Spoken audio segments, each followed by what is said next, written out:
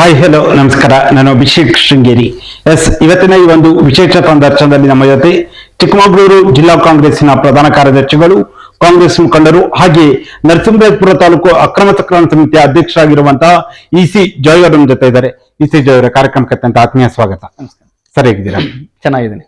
ಜಾಯ್ ಅವರೇ, ಮೊದಲನೇದಾಗಿ ನರಸಿಂಹರಾಜಪುರ ತಾಲೂಕಿನ ಅಕ್ರಮ ಸಕ್ರಮ ಸಮಿತಿಯ ಅಧ್ಯಕ್ಷರಾಗಿ ಪ್ರಸ್ತುತ ನೀವು ಸೇವೆಯನ್ನು ಸಲ್ಲಿಸ್ತಾ ಇರುವಂತದ್ದು. ಅಕ್ರಮ ಸಕ್ರಮ ಸಮಿತಿಯ ಸದಸ್ಯರಾಗಿ ನಿಮ್ಮ ಒಂದು ಕಾರ್ಯಚಟುವಟಿಕೆಗಳಾಗಿರಬಹುದು, ನಿಮ್ಮ ಒಂದು ಸೇವೆ ಯಾವ ರೀತಿಯಾಗಿ ನಡೀತಾ ಇದೆ? ಈಗ ಮೊದಲನೇದಾಗಿ ಅಕ್ರಮ ಸಂಕ್ರಮ ಸಮಿತಿಯ ಅಧ್ಯಕ್ಷನಾಗಿ ಮಾಡಿದ್ದಕ್ಕೆ ವಿಶೇಷವಾಗಿ ರಾಜೇಗೌಡರಿಗೆ ಅಭಿನಂದನೆ ಸಲ್ಲಿಸ್ಲಿಕ್ಕೆ ಇಚ್ಛೆ ಪಡ್ತೀನಿ.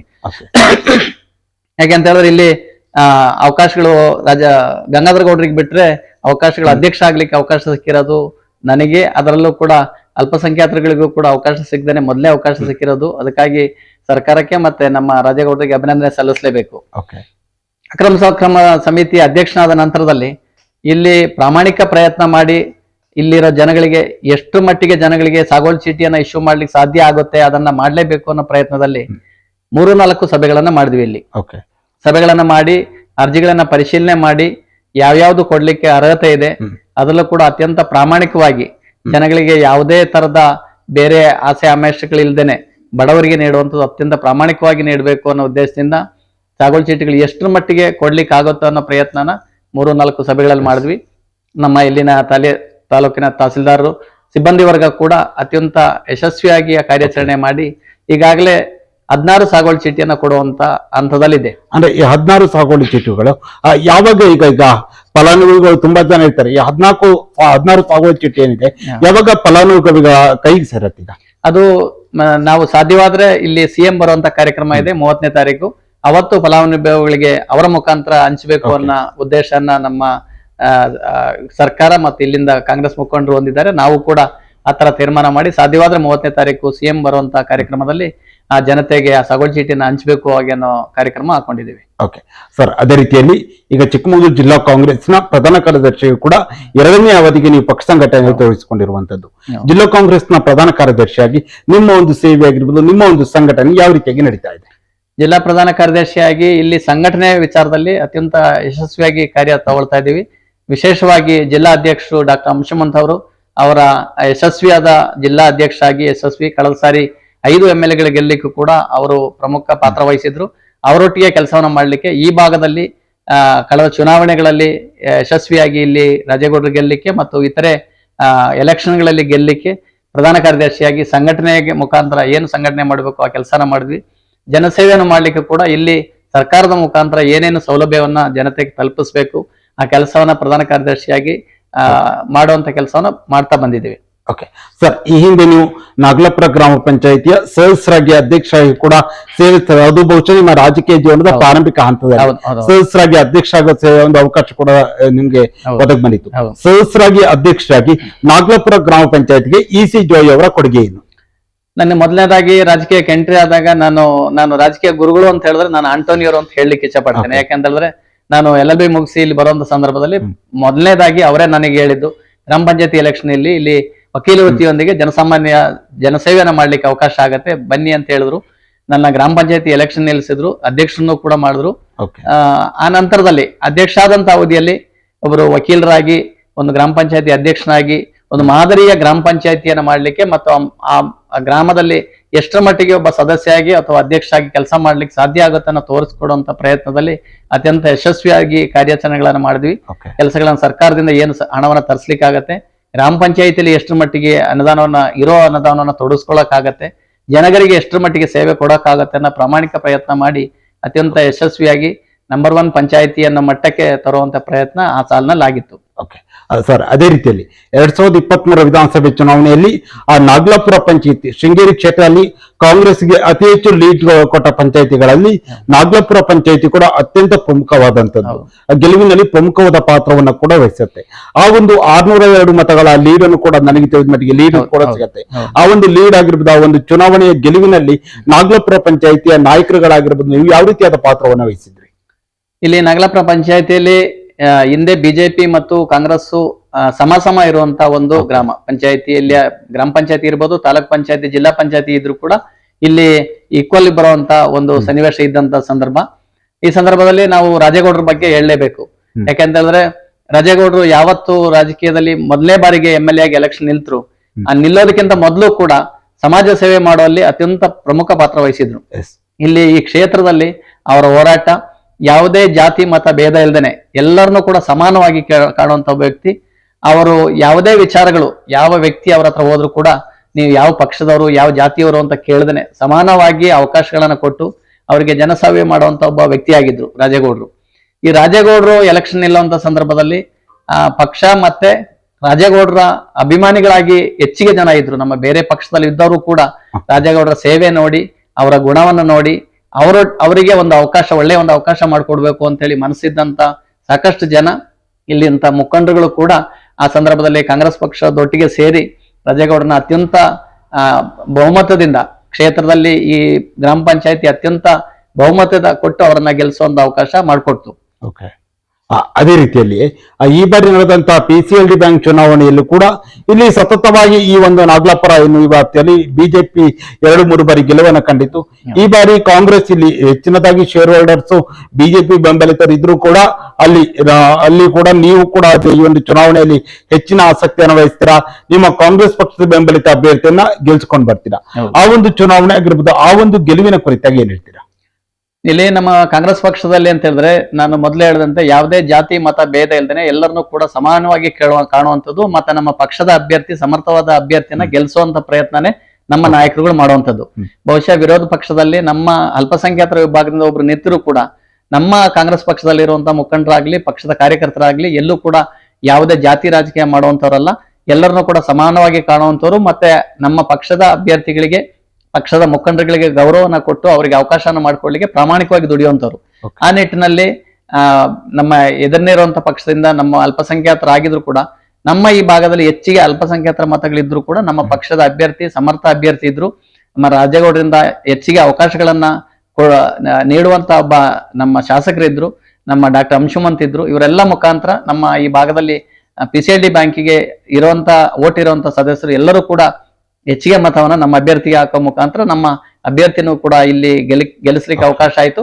ಹಾಗಾಗಿ ಇಲ್ಲಿ ಮೆಜಾರಿಟಿನೂ ಬಂದು ನಮ್ಮ PCLD ಬ್ಯಾಂಕ್ನ ಅಧ್ಯಕ್ಷರು ಕೂಡ ನಮ್ಮ ಪಕ್ಷದಿಂದ ಆಯ್ತು.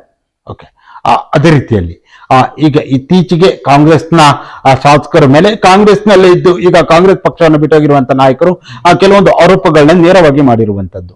ಶೃಂಗೇರಿ ಕ್ಷೇತ್ರಕ್ಕೆ ಒಂದು ಗಟ್ಟಿ ಧ್ವನಿ ಇರುವ ನಾಯಕರು ಬೇಕು ಅನ್ನುವ ಮಾತನ್ನ ಹೇಳಿದ್ದಾರೆ. ಅಂದ್ರೆ ರಾಜೇಗೌಡರು ವಿಧಾನಸಭೆಯಲ್ಲಿ ಗಟ್ಟಿ ಧ್ವನಿಯಾಗಿ ಶೃಂಗೇರಿ ಕ್ಷೇತ್ರದ ಸಮಸ್ಯೆಗಳನ್ನ ಬಗೆಹರಿಸ್ತಾ ಇಲ್ಲ ಅಥವಾ ಸಮಸ್ಯೆಗಳನ್ನ ರಾಜ್ಯದ ವ್ಯಾಪ್ತಿ ಅಥವಾ ಸರ್ಕಾರದ ವ್ಯಾಪ್ತಿಯಲ್ಲಿ ಎಲ್ಲಿ ಆ ಯಾರ ಗಮನವನ್ನು ಸೆಳಿಬೇಕಿತ್ತು ಅವರ ಗಮನವನ್ನು ಸೆಳೆಯುವ ನಿಟ್ಟಿನಲ್ಲಿ ಶಾಸಕರು ವಿಫಲರಾಗಿದ್ದಾರೆ. ಹೌದಾ? ಅದು ಸುಳ್ಳು ಆರೋಪ ಅಂತ ಹೇಳಲಿಕ್ಕೆ ನಾನು ಇಚ್ಛೆ ಪಡ್ತೇನೆ. ಯಾಕಂತ ಹೇಳಿದ್ರೆ ಕಳೆದ 2 ಸಾಲಿನಲ್ಲೂ ಕೂಡ ರಾಜೇಗೌಡರ ಕಾರ್ಯವೈಖರಿ ಮತ್ತು ಅವರು ಶಾಸಕರಾದಂತ ನಂತರದಲ್ಲಿ ಅವ್ರು ಏನು ಕೆಲಸಗಳು ಮಾಡ್ತಾ ಬಂದಿದ್ದಾರೆ, ವಿರೋಧ ಪಕ್ಷದವರು ನಿರಂತರವಾಗಿ ಆರೋಪಗಳನ್ನ ಮಾಡಿ ಅವರಿಗೆ ಕೆಲಸ ಮಾಡ್ಲಿಕ್ಕೆ ತೊಂದರೆ ಮಾಡಿಕೊಡುವಂತ ಪ್ರಯತ್ನಗಳೇ ಸಾಕಷ್ಟು ಮಾಡ್ತಾ ಬಂದ್ರು.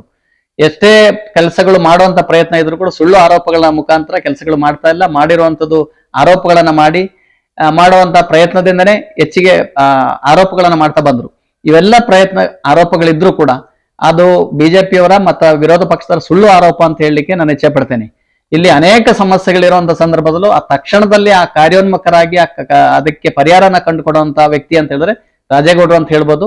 ಅದರಲ್ಲೂ ಕೂಡ ವಿಶೇಷವಾಗಿ ತನ್ನ ಸ್ವಂತ ರಾಜಕೀಯದಲ್ಲಿ ತಮ್ಮ ಸ್ವಂತ ಹಣದಿಂದನೇ ರಾಜಕೀಯವನ್ನ ಮಾಡಿ ಯಾವುದೇ ಫಲಾಪೇಕ್ಷೆ ಯಾರಿಂದನೂ ನಿರೀಕ್ಷೆ ಮಾಡ್ದೇನೆ, ಯಾರಿಂದನೂ ಕೂಡ ₹1 ನಿರೀಕ್ಷೆ ಮಾಡ್ದೇನೆ ಅತ್ಯಂತ ಪ್ರಾಮಾಣಿಕವಾಗಿ ರಾಜಕೀಯ ಮಾಡುವಂತ ಒಬ್ಬ ವ್ಯಕ್ತಿ ಇದ್ರೆ ಇಡೀ ರಾಜ್ಯದಲ್ಲೇ ರಾಜೇಗೌಡರು ಅಂತ ಹೇಳಿದ್ರೆ ತಪ್ಪಾಗಲಾರದು ಅಂತ ನನ್ನ ಭಾವನೆ. ಯಾಕಂತ ಹೇಳಿದ್ರೆ ಯಾರೇ ಅಧಿಕಾರಿಗಳಾಗ್ಲಿ ಯಾವುದೇ ಒಂದು ಕಾಂಟ್ರಾಕ್ಟರ್ ಆಗ್ಲಿ ಅವರಿಗೆ ಕೆಲಸ ಕೊಡುವಂತ ಸಂದರ್ಭದಲ್ಲಿ ಇರ್ಬೋದು, ವರ್ಗಾವಣೆ ಸಂದರ್ಭ ಇರ್ಬೋದು, ಅತ್ಯಂತ ಪ್ರಾಮಾಣಿಕವಾಗಿ ಯಾರಿಂದನೂ ಯಾವ ₹1 ಕೂಡ ನಿರೀಕ್ಷೆನ ಮಾಡದೆ ಪ್ರಾಮಾಣಿಕವಾಗಿ ಕೆಲಸ ಮಾಡಬೇಕು ಅಂತ ಹೇಳಿ ಅವರಿಗೆ ಸಲಹೆಯನ್ನು ಕೊಡುವಂಥದ್ದು. ಯಾವುದೇ ಕಾಂಟ್ರಾಕ್ಟ್ ಗಳಿಗೆ ಕೆಲಸ ಕೊಡೋ ಸಂದರ್ಭದಲ್ಲೂ ಕೂಡ ಕೆಲಸ ನಿಯತ್ತಾಗಿ ಕೆಲಸ ಕ್ಲೀನ್ ಆಗಿರ್ಬೇಕು, ಯಾರಿಗೂ ಏನು ಕೊಡೋ ಅವಶ್ಯಕತೆ ಇಲ್ಲ, ಕ್ಲೀನ್ ಆಗಿ ಮಾಡ್ಬೇಕು ಅನ್ನೋ ಸೂಚನೆ ಕೊಡುವಂತ ಒಬ್ಬ ವ್ಯಕ್ತಿ ರಾಜೇಗೌಡರು. ಹಾಗಾಗಿ ಬಿಜೆಪಿಯವರ ಯಾವುದೇ ಹೇಳಿಕೆಗಳಿದ್ರು ಅದು ಸುಳ್ಳು ಆರೋಪಗಳು. ಇಲ್ಲಿ ಬಿಜೆಪಿಯವರ ಹೇಳಿಕೆಗಿಂತ ಕಾಂಗ್ರೆಸ್ ನಲ್ಲಿ ಹೋಗಿ ಈಗ ಕಾಂಗ್ರೆಸ್ ಪಕ್ಷದಲ್ಲೇ ಅದಕ್ಕೆ ಕೆಲವೊಂದು ಜವಾಬ್ದಾರಿಗಳು ನಿರ್ವಹಿಸಿದಂತವ್ರೆ ಈಗ ಆರೋಪವನ್ನ ಮಾಡಿರುವಂತದ್ದು. ಅದು ಆರೋಪಗಳನ್ನು ಮಾಡಿದ್ದಾರೆ ಅನ್ನಂತ ಹೇಳುವಂಥದ್ದು ಅದು ಊಹಾಪೋಹಗಳು. ಕೆಲವು ನಮ್ಮ ಪಕ್ಷದಲ್ಲಿ ಆಗದೆ ಇರುವಂತ ವ್ಯಕ್ತಿಗಳು ನಮ್ಮಲ್ಲೇ ಇರುವಂತವ್ರು ಇರ್ಬೋದು ಅಥವಾ ಬೇರೆ ಪಕ್ಷದವರು ಅದನ್ನ ಹುಟ್ಟು ಹಾಕ್ತಾ ಇರೋ ಆರೋಪಗಳು ಅಂತ ಹೇಳಲಿಕ್ಕೆ ನಾನು ಇಚ್ಛೆ ಪಡ್ತೇನೆ. ನಮ್ಮಲ್ಲಿ ಯಾವುದೇ ಆರೋಪಗಳು, ನಮ್ಮ ಪಕ್ಷದವರೇ ಯಾವುದೇ ಆರೋಪಗಳು ಮಾಡಿಲ್ಲ.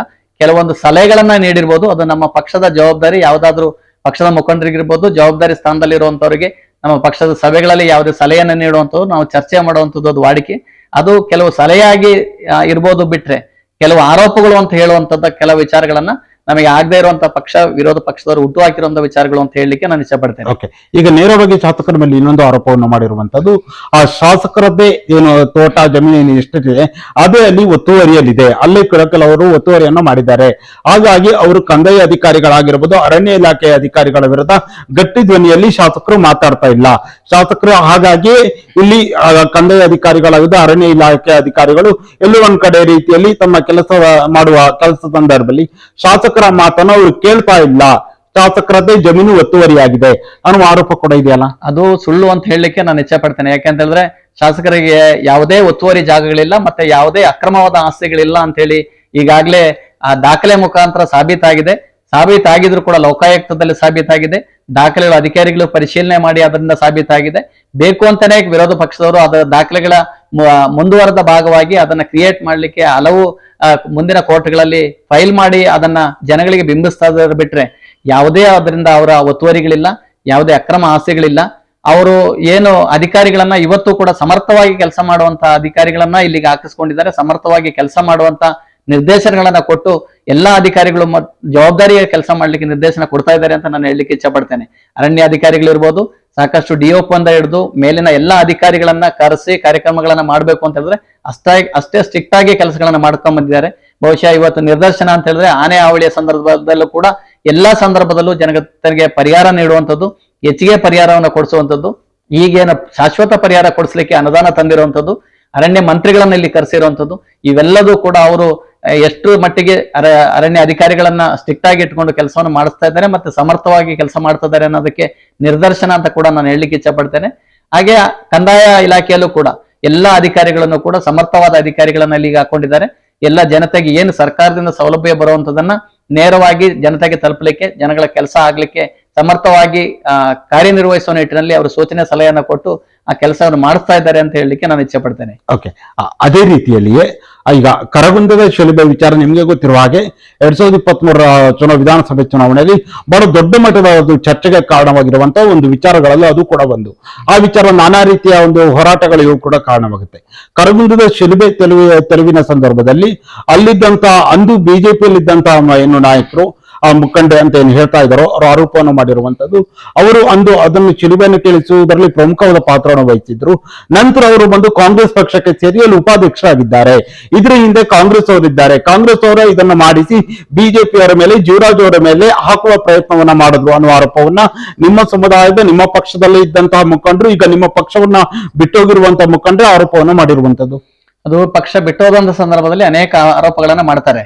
ಆದ್ರೆ ಯಾವುದೋ ಒಬ್ಬ ವ್ಯಕ್ತಿ ಅಲ್ಲಿ ಮಾಡಿದ್ರು ಅನ್ನೋದಕ್ಕಿಂತನೂ ಆ ವ್ಯಕ್ತಿ ನಾಮ ಹೆಸರಿಗೆ ಮಾತ್ರ ವ್ಯಕ್ತಿ ಆಗಿದ್ರು ಕೂಡ ಅದರ ಹಿಂದೆ ಬಿಜೆಪಿಯ ದೊಡ್ಡ ಕೈವಾಡನೆ ಇತ್ತು, ಈ ಬಿಜೆಪಿಯ ಮುಖಂಡಗಳ ಕೈವಾಡನೆ ಇತ್ತು. ಇದನ್ನ ಅಲ್ಲಿ ಒಂದು ರಾಜಕೀಯ, ಒಂದು ಜಾತಿಯ ಇದನ್ನ ಮಾಡ್ಬೇಕು ಅನ್ನೋ ಉದ್ದೇಶದಿಂದನೇ ಆ ಶಿಲುಬೆಯನ್ನ ಕೀಳಿಸುವಂತ ಪ್ರಯತ್ನ ಮಾಡಿದ್ರು.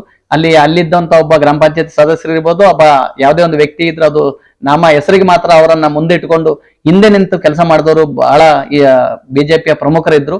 ಅವ್ರ ಉದ್ದೇಶ ಇಲ್ಲಿ ಜಾತಿಯನ್ನ ಎತ್ತು ಕಟ್ಟಬೇಕು, ರಾಜಕೀಯ ಲಾಭನ ಪಡಿಬೇಕನ್ನೋ ಉದ್ದೇಶದಿಂದನೇ ಅದೊಂದು ಶಿಲುಬೆಯನ್ನಲ್ಲಿ ಕೀಳಿಸ್ಬೇಕು ಅಂತ ಹೇಳಿ ಪ್ರಯತ್ನ ಮಾಡಿದ್ರು. ಆ ಸಂದರ್ಭದಲ್ಲೂ ಕೂಡ ರಾಜೇಗೌಡರು ಅತ್ಯಂತ ಪ್ರಾಮಾಣಿಕವಾಗಿ ಅಧಿಕಾರಿಗಳಿಗೆ ಸೂಚನೆಯನ್ನು ಕೊಟ್ಟರು.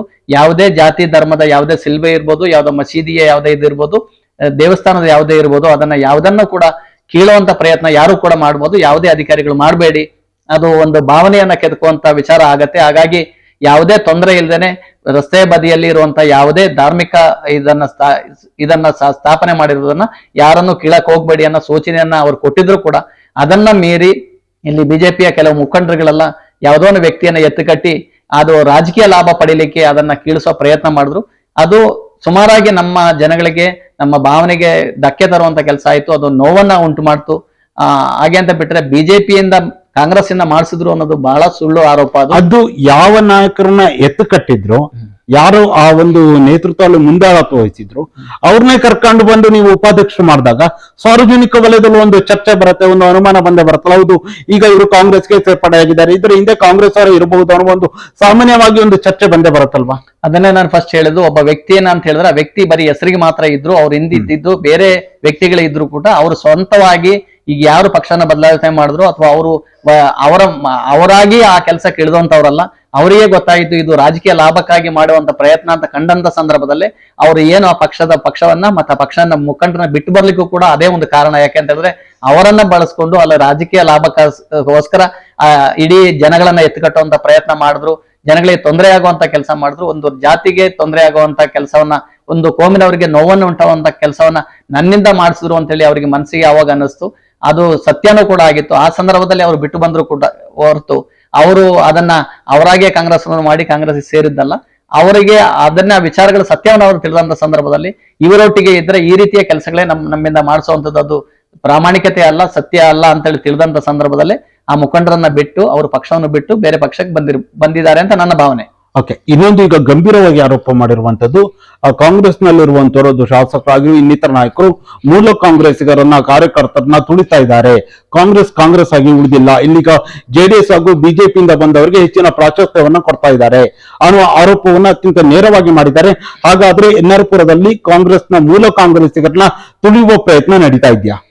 ಅದು ಕೂಡ ಸುಳ್ಳು ಆರೋಪ ಅಂತ ಹೇಳಿ ನಾನು ಹೇಳಲಿಕ್ಕೆ ಇಚ್ಛೆ ಪಡ್ತೇನೆ. ಯಾಕೆಂತ ಹೇಳಿದ್ರೆ ಬಿಜೆಪಿ ಅವರ ಉದ್ದೇಶನೇ ಕಾಂಗ್ರೆಸ್ ಅಲ್ಲಿರುವಂತಹ ಮುಖಂಡಗಳನ್ನ ಎತ್ತಿ ಕಟ್ಟುವಂಥದ್ದು, ಅವರನ್ನ ಡಿವೈಡ್ ಮಾಡ್ಲಿಕ್ಕೆ ಏನು ಕೆಲಸ ಮಾಡಬೇಕು ಅನ್ನೋ ಮಾಡೋ ಪ್ರಯತ್ನನೇ ಅವ್ರು ಮಾಡುವಂಥದ್ದು. ಎಲ್ಲೂ ಕೂಡ ಕಾಂಗ್ರೆಸ್ ಅಲ್ಲಿ ಮೂಲ ಕಾಂಗ್ರೆಸ್ರು ಮತ್ತು ಹೊಸ ಕಾಂಗ್ರೆಸ್ನ ಭೇದ ಭಾವನ ನಮ್ಮ ಪಕ್ಷದ ಮುಖಂಡರಾದ ಡಾಕ್ಟರ್ ಅಂಶುಮಂತ್ ಇರ್ಬೋದು, ರಾಜೇಗೌಡರಾಗಿರ್ಬೋದು, ಇತರ ಯಾವುದೇ ಮುಖಂಡರು ಎಲ್ಲೂ ಯಾವ ಸಂದರ್ಭದಲ್ಲೂ ಕೂಡ ತೋರಿಸ್ಕೊಂಡಿಲ್ಲ.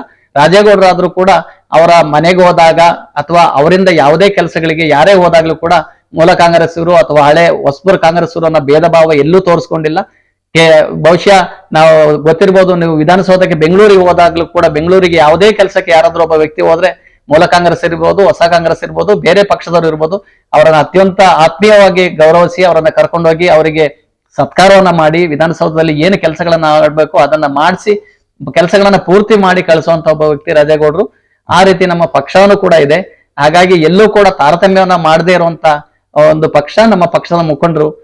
ಬಿಜೆಪಿ ಅವರು ಪಕ್ಷವನ್ನ ಹೊಡಿಲಿಕ್ಕೆ ಅನೇಕ ತಂತ್ರಗಳ ಮಾಡುವಂತ ಸಂದರ್ಭದಲ್ಲಿ ಇದು ಕೂಡ ಒಂದು ತಂತ್ರ ಅಂತ ಹೇಳಲಿಕ್ಕೆ ನಾನು ಇಚ್ಛೆ ಪಡ್ತೇನೆ. ಈಗ ಶೃಂಗೇರಿ ಕ್ಷೇತ್ರದ ನಾಯಕರು ಅಥವಾ ಬಂದಾಗ ನಾಯಕತ್ವ ಜವಾಬ್ದಾರಿ ಇರುವಂತದ್ದು ರಾಜೇಗೌಡರು. ಈಗ ಶಾಸಕರಾಗಿರುವಾಗ ಕ್ಷೇತ್ರದ ಏನೇ ಸಮಸ್ಯೆಗಳು ಬಂದು ಅದು ಖುದ್ದಾಗಿ ರಾಜೇಗೌಡರ ಬಳಿ ಹೋಗುತ್ತೆ, ರಾಜೇಗೌಡರ ಸಮಸ್ಯೆಗಳನ್ನ ಬಗೆಹರಿಸಬೇಕಾಗತ್ತೆ.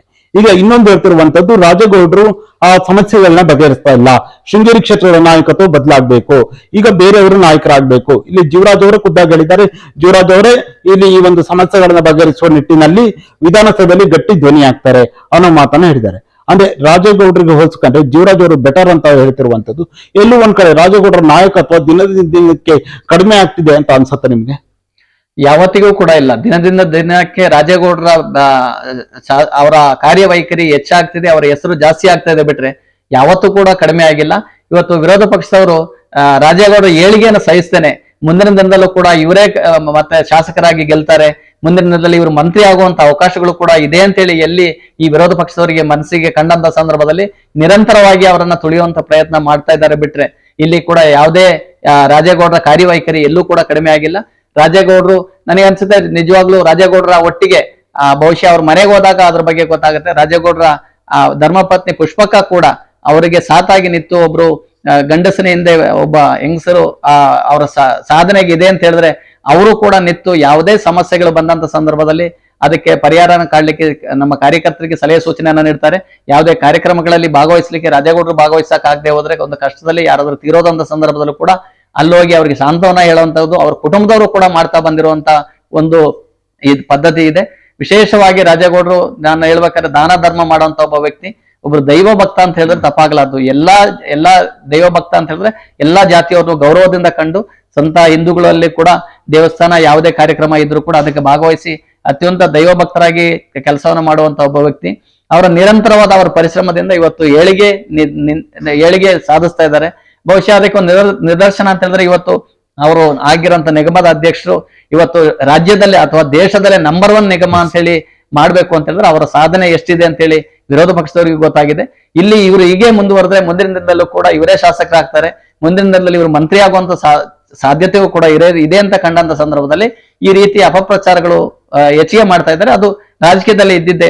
ಒಬ್ಬರನ್ನು ತುಳಿಲಿಕ್ಕೆ ಮತ್ತೊಬ್ಬರು ರಾಜಕೀಯ ಮಾಡೋ ಸಂದರ್ಭದಲ್ಲಿ ಅವರ ಹೇಳಿಕೆಯನ್ನು ಸಹಿಸ್ತಾ ಇರುವಂತ ಸಂದರ್ಭ ಅನೇಕ ಆರೋಪಗಳನ್ನ ಮಾಡ್ತಾರೆ. ಇಲ್ಲಿ ಇರುವಂತ ನಿಜವಾಗ್ಲೂ ಕೆಲವು ಬಿಜೆಪಿಯ ಕಾರ್ಯಕರ್ತರು, ಜೆಡಿಎಸ್ ನ ಶಾಸಕರು ಕೂಡ ಅತ್ಯಂತ ಗೌರವದಿಂದ ಶಾಸಕರನ್ನ, ರಾಜೇಗೌಡರನ್ನ ಮೆಚ್ಚಿಕೊಳ್ಳುವಂತ ಒಂದು ಮನಸ್ಥಿತಿ ರಾಜೇಗೌಡರಿಗಿದೆ. ಅನೇಕ ಅಭಿಮಾನಿಗಳು ಕೂಡ ಬಿಜೆಪಿ ಮತ್ತು ಜೆಡಿಎಸ್ ಅಲ್ಲೂ ಕೂಡ ಇವತ್ತು ರಾಜೇಗೌಡರ ಅಭಿಮಾನಿಗಳಿದ್ದಾರೆ. ಮುಂದಿನ ದಿನದಲ್ಲೂ ಕೂಡ ರಾಜೇಗೌಡರೇ ಮುಂದಿನ ದಿನ ಶಾಸಕರು ಖಂಡಿತ ಆಗ್ತಾರೆ, ಅತ್ಯಂತ ಬಹುಮತದಿಂದ ಗೆಲ್ತಾರೆ, ಮಂತ್ರಿಗಳು ಕೂಡ ಆಗ್ತಾರೆ ಅಂತ ಹೇಳಿ ಇಡೀ ಕ್ಷೇತ್ರದ ಜನತೆಗೆ ಭರವಸೆ ಇದೆ ಅಂತ ಹೇಳಿ ಕೂಡ ನಾನು ಹೇಳಲಿಕ್ಕೆ ಇಚ್ಛಪಡ್ತೇನೆ. ಓಕೆ, ಇಸಿಚ ಅವರೇ, ಇದುವರೆಗೂ ಸುದೀರ್ಘವಾಗಿ ನೀವು ಹಲವಾರು ವಿಚಾರಗಳ ಕುರಿತಾಗಿ ನೀವು ಮಾತನಾಡಿದ್ರಿ. ಕೊನೆಯದಾಗಿ ನಿಮ್ಮ ಒಂದು ರಾಜಕೀಯ ಜೀವನ ಆಗಿರ್ಬೋದು, ನೀವು ರಾಜಕೀಯವಾಗಿ ಬೆಳೆದು ಬಂದ ಹಾದಿ, ಎಲ್ಲ ವಿಚಾರಗಳ ಕುರಿತಾಗಿ, ಹಾಗೆ ಈಗ ಬರ್ತಿರುವಂತಹ ಕೆಲವೊಂದು ಆರೋಪ ಪ್ರತ್ಯಾರೋಪಗಳು, ಮುಂದೆ ಬರುವಂತಿರೋ ಚುನಾವಣೆ, ಈ ಎಲ್ಲ ವಿಚಾರಗಳ ಕುರಿತಾಗಿ ಕೊನೆಯದಾಗಿ ಏನ್ ಹೇಳಕ್ ಬಯಸ್ತೀರಾ? ಈಗ ಯಾವುದೇ ಆರೋಪಗಳು ಇದ್ರೂ ಕೂಡ ನಮ್ಮಲ್ಲಿ, ನಮ್ಮ ಪಕ್ಷದಲ್ಲಿ ನಾವು ಪಕ್ಷದ ಎಲ್ಲ ಮುಖಂಡರು ಕೂಡ, ಜಿಲ್ಲಾಧ್ಯಕ್ಷರಿಂದ ಹಿಡಿದು ಶಾಸಕರಿಂದ ಹಿಡಿದು ಕ್ಷೇತ್ರದ 3 ಬ್ಲಾಕ್ ಅಧ್ಯಕ್ಷಗಳು ಮತ್ತು ಕೆಪಿಸಿಸಿ ಸದಸ್ಯರುಗಳು, ಬಾಕಿ ಚುನಾಯಿತ ಏನು ಪ್ರತಿನಿಧಿಗಳಿದ್ದಾರೆ, ಈಗೇನು ನಾಮಿನಿಗಳನ್ನು ಮಾಡಿದ್ದಾರೆ, ಅವರೆಲ್ಲರೂ ಕೂಡ ಒಗ್ಗಟ್ಟಾಗಿ ಕೆಲಸಗಳನ್ನು ಮಾಡ್ತಾ ಇದ್ದಾರೆ. ಮುಂದಿನ ದಿನದಲ್ಲೂ ಕೂಡ ಯಾವುದೇ ಪಕ್ಷದಲ್ಲಿ ಯಾವುದೇ ಬಿರುಕು ಇಲ್ಲದೇನೆ ಎಲ್ಲಾ ಮುಖಂಡರು ಕೂಡ ಒಗ್ಗಟ್ಟಾಗಿ ನಿಂತು ಸಂಘಟನೆಯಾಗಿ ಜನಸೇವೆಯನ್ನು ಮಾಡುವಂತ ಪ್ರಾಮಾಣಿಕ ಪ್ರಯತ್ನ ನಮ್ಮ ಪಕ್ಷದಿಂದ ನಡೀತಾ ಇದೆ. ಮುಂದಿನ ದಿನದಲ್ಲಿ ಬರುವಂತ ಎಲ್ಲಾ ಎಲೆಕ್ಷನ್ ಅಲ್ಲೂ ಕೂಡ ನಮ್ಮ ಪಕ್ಷ ಖಂಡಿತವಾಗಿ ಎಲ್ಲಾ ಅಭ್ಯರ್ಥಿಗಳು ಕೂಡ ನಮ್ಮ ಪಕ್ಷದಲ್ಲಿ ಗೆಲ್ತಾರೆ. ಆ ಮಟ್ಟಕ್ಕೆ ಇವತ್ತು ನಮ್ಮ ಸರ್ಕಾರದ ಕಾರ್ಯಕ್ರಮಗಳಿದೆ, ನಮ್ಮ ಶಾಸಕರ ಕಾರ್ಯವೈಖರಿ ಇದೆ, ಈ ಭಾಗದ ನಮ್ಮ ಬ್ಲಾಕ್ ಅಧ್ಯಕ್ಷಗಳ ಕೆಲಸಗಳಿದೆ. ವಿಶೇಷವಾಗಿ ನಮ್ಮ ಈ ಬ್ಲಾಕ್ ನಲ್ಲಿ ಕಳೆದ ಸಾರಿ ಅತ್ಯಂತ ಬಹುಮತ ಬಂದಿದೆ ಅಂತ ಹೇಳಿದ್ರೆ ನಮ್ಮ ನಟರಾಜಣ್ಣನವರ ಸಾಮರ್ಥ್ಯ ಅಂತ ಹೇಳಲಿಕ್ಕೆ ನಾನು ಇಚ್ಛೆ ಪಡ್ತೇನೆ. ಯಾಕೆಂತಂದ್ರೆ ಆ ವ್ಯಕ್ತಿ ಭಾಷಣ ಮಾಡುವಂತ ವ್ಯಕ್ತಿ ಅಲ್ಲ, ಕೆಲಸ ಮಾಡುವಂತ ವ್ಯಕ್ತಿ, ನಿರಂತರವಾಗಿ ಜನತೆಗೆ ಅತ್ಯಂತ ಪ್ರಾಮಾಣಿಕವಾಗಿ ಕೆಲಸ ಮಾಡುವಂತ ಒಬ್ಬ ವ್ಯಕ್ತಿ. ನಮ್ಮ ಬ್ಲಾಕ್ ಕಾಂಗ್ರೆಸ್ ಅಧ್ಯಕ್ಷರು ಕೂಡ ಇದ್ದಾರೆ, ಹೋಬಳಿ ಅಧ್ಯಕ್ಷ ಶಾಜೂರ್ ಅವರು ಇದ್ದಾರೆ, ಪಕ್ಷದ ಮುಖಂಡರಿದ್ದಾರೆ. ಇವರೆಲ್ಲರ ಮುಖಂಡತ್ವದಲ್ಲಿ ಅತ್ಯಂತ ಪ್ರಾಮಾಣಿಕವಾಗಿ ಸಮಾಜ ಸೇವೆಯನ್ನ, ಪಕ್ಷದ ಸಿದ್ಧಾಂತದ ಅಡಿಯಲ್ಲಿ ನಾವು ಕೆಲಸವನ್ನು ಮಾಡ್ತೀವಿ. ಬರುವಂತ ಎಲ್ಲ ಚುನಾವಣೆಯಲ್ಲೂ ಕೂಡ ನಾವು ಗೆಲ್ತೇವೆ. ಹೆಚ್ಚು ಜನಸೇವೆಯನ್ನು ಮಾಡುವಂತ ಅವಕಾಶ ನಮಗೆ ದೊರಕುತ್ತೆ ಅಂತ ಹೇಳಿ ಕೂಡ ನಾನು ಹೇಳಲಿಕ್ಕೆ ಇಚ್ಛಪಡ್ತೇನೆ. ಇಸಿಜಿ ಅವರೇ, ಇದುವರೆಗೂ ಈ ಒಂದು ಸಂದರ್ಶನದಲ್ಲಿ ಭಾಗವಹಿಸಿ ನೀವು ರಾಜಕೀಯವಾಗಿ ಪ್ರಾರಂಭಿಕ ದಿನಗಳಲ್ಲಿ ಬಂದ ವಿಚಾರಗಳಾಗಿರ್ಬೋದು, ಗ್ರಾಮ ಪಂಚಾಯತಿ ಸದಸ್ಯರು ಅಧ್ಯಕ್ಷರಾಗಿ ನಿಮ್ಮ ಒಂದು ಸೇವೆ ಆಗಿರ್ಬೋದು, ನೀವು ಜೆಡಿಎಸ್ ಅನ್ನು ಬಿಟ್ಟು ಕಾಂಗ್ರೆಸ್ಗೆ ಬರಲು ಕಾರಣವಾದ ವಿಚಾರ ಆಗಿರ್ಬೋದು, ರಾಜೇಗೌಡರು ಮತ್ತು ನಿಮ್ಮ ನಡುವಿನ ಒಂದು ಒಡನಾಟ ಆಗಿರ್ಬೋದು, ಅಕ್ರಮ ಸಮಿತಿಯ ಅಧ್ಯಕ್ಷರಾಗಿ 16 ಹಕ್ಕುಪತ್ರಗಳು ಈಗ ಕೊಡಲು ಸಿದ್ಧವಾಗಿರುವಂತಹ ವಿಚಾರ ಆಗಿರ್ಬೋದು, ಜೊತೆಯಲ್ಲಿ ಶಾಸಕರ ಮೇಲೆ ಇತ್ತೀಚೆಗೆ ಬಂದಂತ ಕೆಲವೊಂದು ಗಂಭೀರ ಆರೋಪಗಳ ಕುರಿತಾಗಿ ನೀವು ಅದ್ರ ಕುರಿತಾಗಿ ಸವಿಸ್ತಾರವಾಗಿ ಕ್ಲಾರಿಟಿ ಕೊಡುವ ವಿಚಾರ ಆಗಿರ್ಬೋದು, ಎಲ್ಲ ವಿಚಾರಗಳ ಕುರಿತಾಗಿ ಸುದೀರ್ಘವಾದ ಚರ್ಚೆಯಲ್ಲಿ ಭಾಗವಹಿಸಿದ್ದಕ್ಕಾಗಿ ನಮ್ಮ ಸೇರಿ ಸಮಾಚಾರ ತಂಡದ ವತಿಯಿಂದ ನಿಮಗೆ ಹೃತ್ಪೂರ್ವಕ ಧನ್ಯವಾದಗಳು. ನಿಮಗೂ ಕೂಡ ಧನ್ಯವಾದಗಳು. ನನಗೆ ವಿಶೇಷವಾಗಿ ನಿಮ್ಮೊಂದಿಗೆ ಸಂದರ್ಶನ ಮಾಡ್ಲಿಕ್ಕೆ ಅತ್ಯಂತ ಸಂತೋಷ ಇದೆ. ಯಾಕೆಂತಂದ್ರೆ ಸಾಕಷ್ಟು ಸಂದರ್ಶನಗಳನ್ನ ನೀವು ಮುಖಂಡಗಳೊಟ್ಟಿಗೆ ಮಾಡಿದ್ದನ್ನ ನೋಡಿದ್ದೇನೆ. ಅತ್ಯಂತ ನೈಜವಾದ ವಿಚಾರವನ್ನ ಅವ್ರ ಸಂದರ್ಶನ ಮುಖಾಂತರ ಜನತೆಗೆ ಮುಟ್ಟಿಸುವಂತ ಕೆಲಸ ನೀವು ಮಾಡ್ತಾ ಇದ್ದೀರಿ. ಹಾಗಾಗಿ ನಿಮ್ಮ ಸಂದರ್ಶನ ನನಗೆ ಸಂತೋಷ ತಂದಿದೆ. ನೈಜವಾದ ವಿಚಾರವನ್ನ ಜನತೆಗೆ ಮುಟ್ಟಿಸುವಂತ ಪ್ರಶ್ನೆಗಳನ್ನು ಕೂಡ ಕೇಳಿದಿರಿ. ನಿಮಗೂ ಕೂಡ ಧನ್ಯವಾದಗಳು. Thank you sir. ನೋಡಿದ್ರಲ್ಲ ವೀಕ್ಷಕರೇ, ಇದು ಚಿಕ್ಕಮಗಳೂರು ಜಿಲ್ಲಾ ಕಾಂಗ್ರೆಸ್ಸಿನ ಪ್ರಧಾನ ಕಾರ್ಯದರ್ಶಿಗಳು ಹಾಗೆ ನರಸಿಂಹರಾಜಪುರ ತಾಲೂಕಿನ ಅಕ್ರಮ ಸಕ್ರಮ ಸಮಿತಿ ಅಧ್ಯಕ್ಷರಾಗಿರುವಂತಹ ಶ್ರೀಯುತ ಇಸಿ ಜಾಯ್ ಅವರ ಜೊತೆಗಿನ ವಿಶೇಷ ಸಂದರ್ಶನ. ಮುಂದಿನ ವಾರ ಇನ್ನೊಬ್ಬ ವಿಶೇಷ ಅತಿಥಿಯ ಜೊತೆ ನಿಮ್ಮ ಮುಂದೆ ಬರುತ್ತೇನೆ. ನಮಸ್ಕಾರ.